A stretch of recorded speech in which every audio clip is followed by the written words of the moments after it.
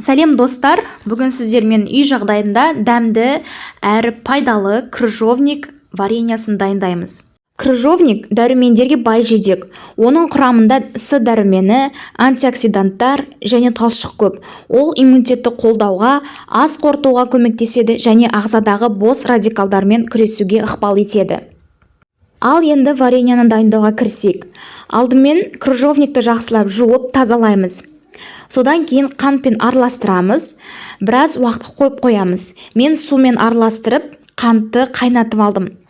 Сөйтіп, жидек өз шырынын бөлген соң, қатты отта қайнатамыз. Қайнаған кезде оның көбігі шығады, міндетті түрде алып тастаймыз. Міне біздің вареньямыз дайын болды. Алдын ала стерилденген банкаларға құямыз.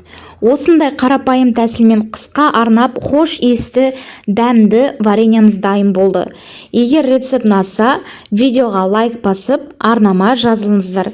Келесі пайдалы рецепттерде кездескенше ас болсын.